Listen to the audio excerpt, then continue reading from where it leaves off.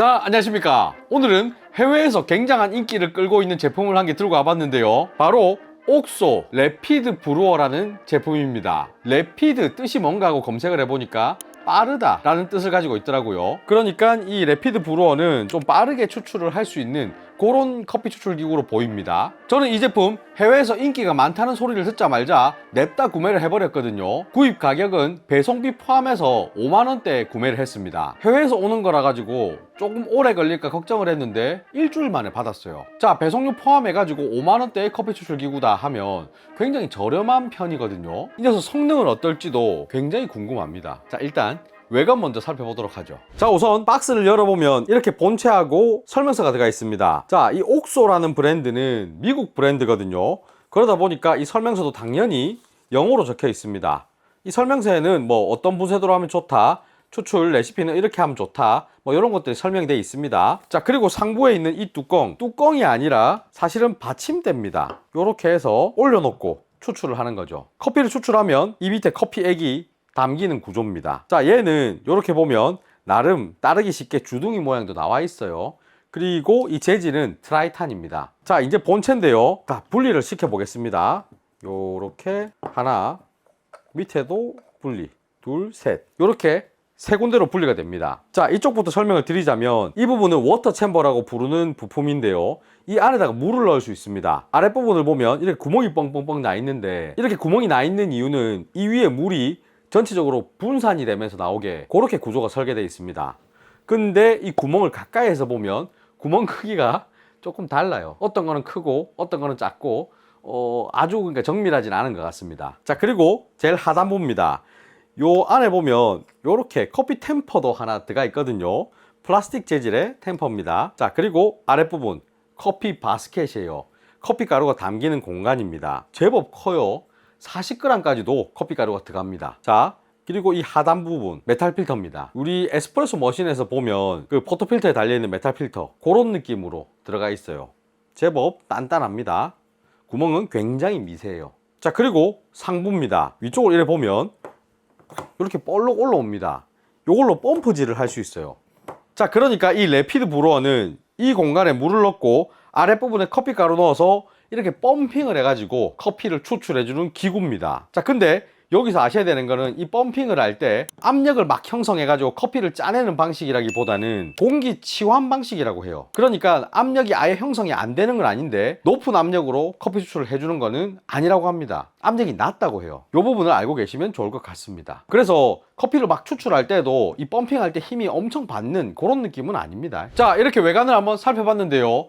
가격대를 생각했을 때 저는 만듦새가 별로일 거야, 이런 예상을 했거든요. 근데 막상 보니까 사용하는데 전혀 문제는 없을 그런 만듦새와 디자인이에요. 그리고 이 래피드 브루어 사실 출시는 예전에 했던 걸로 제가 기억하고 있거든요.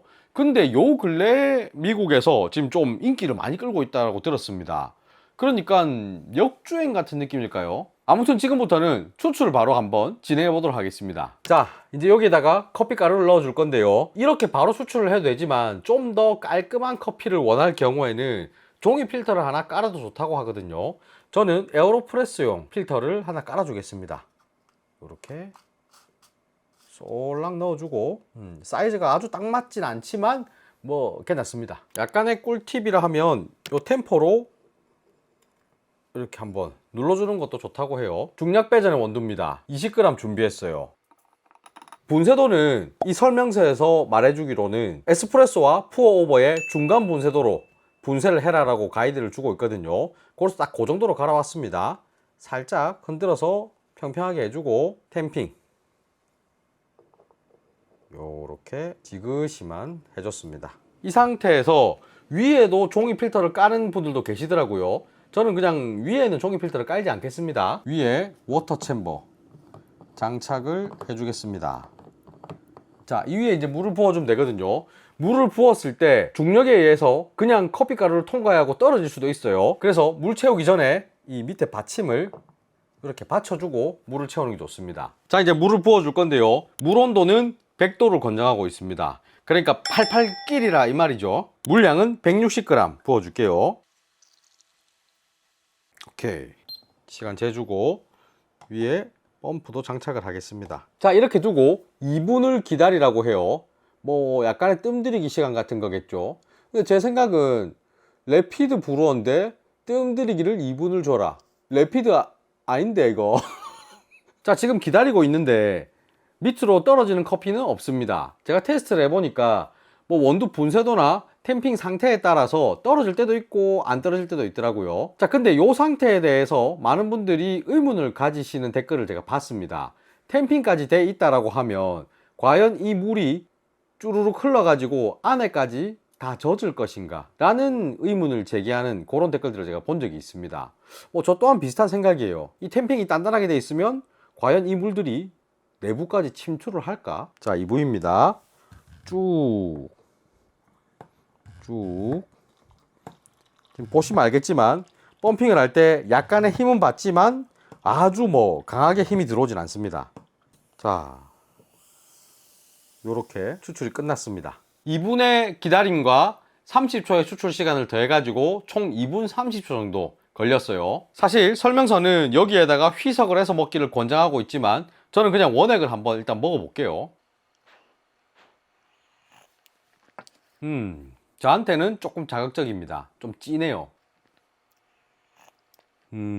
굉장히 맛이 복합적입니다. 우리가 일반적으로 많이 먹는 브루잉 커피랑은 또 전혀 다른 느낌입니다. 뭔가 그 에스프레소와 브루잉의 중간에 있는 그런 좀 느낌이 드네요. 권장하는 대로 희석을 좀 해보겠습니다. 1대3의 비율을 권장하고 있더라고요. 원액 20g, 물 60g. 자, 다시 맛을 한번 보면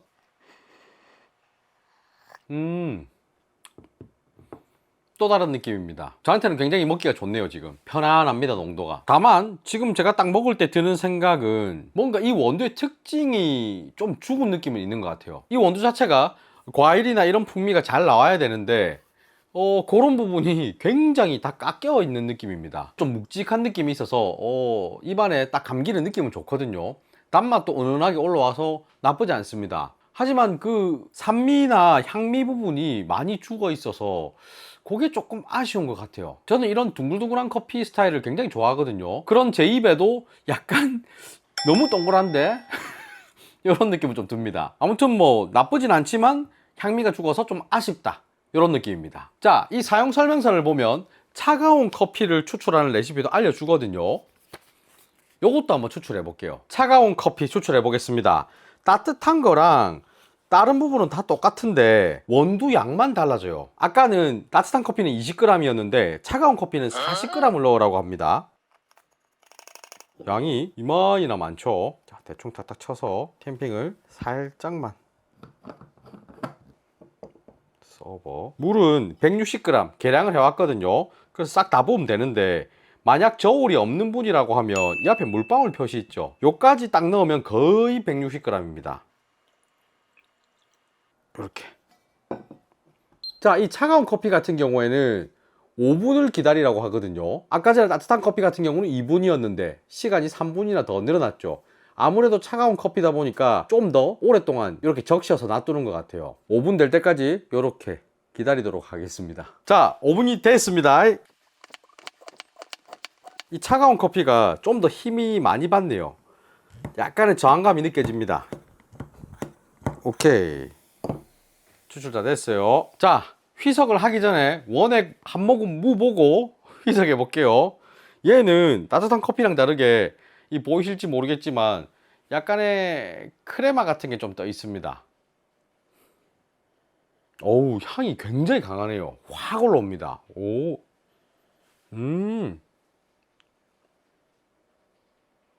나쁘지 않네요. 조금 자극적이긴 한데, 오, 자, 마찬가지로 1대3의 비율. 자, 맛 한번 볼게요.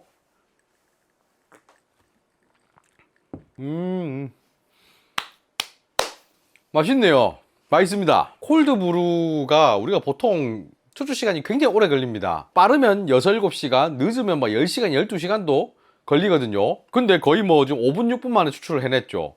그런 거 치고는 굉장히 괜찮네요.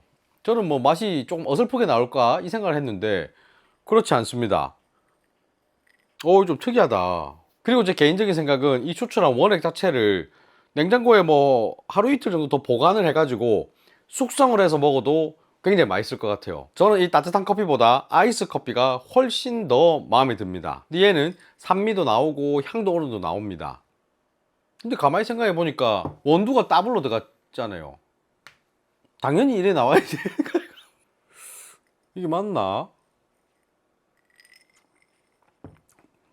맛은 있네요. 자, 이번에 테스트 해볼 거는 아까 전에 제가 처음 추출 때 말씀드린 부분이 있죠. 2분 동안 그냥 놔두게 되면 안에까지 커피가 젖을까 안 젖을까, 이게 지금 개인적으로 좀 궁금해서 그거 테스트를 한번 해볼 겁니다. 똑같은 원두입니다. 20g 넣어줬고 템핑, 그리고 장착. 뜨거운 물 160g 투입하겠습니다. 이렇게 2분 동안 놔두고 2분 뒤에 밑에 커피 바스켓 열어서 숟가락으로 한번 뒤집어 볼 겁니다. 자, 시간이 2분 돼서 위에 있는 물은 다 버리고 왔습니다. 자, 분리해 볼게요. 오, 물이 위에 고여 있네요. 다 젖었을 것 같은데. 자,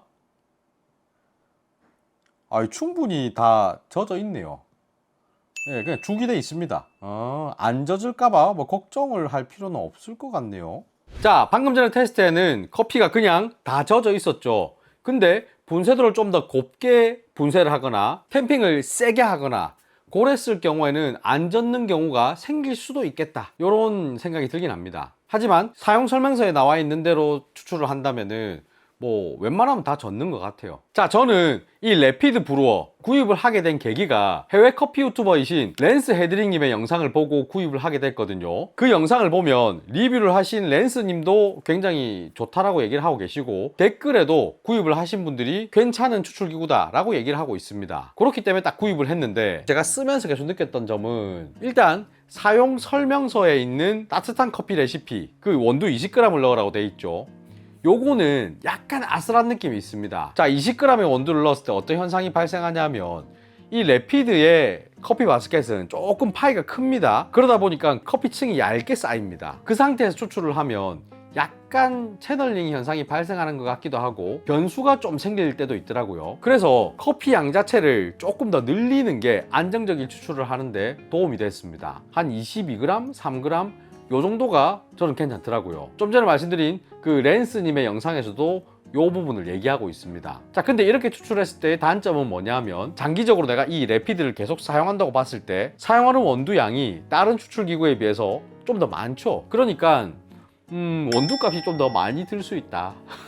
이런 아쉬운 부분이 조금 있습니다. 자, 그리고 저는 오늘 이 영상에서 사용 설명서에 나와 있는 2가지의 레시피로만 추출을 진행했지만 따로 제가 좀 테스트해본 레시피가 있긴 합니다. 수프샷이라는 레시피인데요, 이게 미국에서 좀 유행하는 레시피라고 해요. 오늘 보여드린 레피드 브루어는 이 수프샷이라는 레시피를 잘 만들 수 있는 그런 추출기구라고 합니다. 그래서 제가 좀 테스트를 여러 번 해봤는데 제 개인적인 의견으로는 맛이 있을 때도 있었고 좀 맛이 없을 때도 있었어요. 제가 영상에서 그 레시피를 쓰지 않은 이유는 제가 그 수프샷이라는 레시피에 대한 이해도가 좀 떨어집니다. 영상에서 제가 뭐 이렇게 저렇게 해놓고 맛이 있네요 없네요 하고 말하기가 좀 어렵겠더라고요. 이 수프샷이라는 레시피에 대해서 궁금하신 분들은 랜스님의 영상에 좀 자세하게 나와 있으니까 그 영상을 참고하시면 좋을 것 같습니다. 자, 그 외적으로 추출하면서 느꼈던 경험을 좀 말씀을 드려보자면, 분쇄도를 거칠게 갈았을 때도 재밌는 결과물들이 많이 나왔고 곱게 갈았을 때도 재밌는 결과물이 많이 나왔습니다.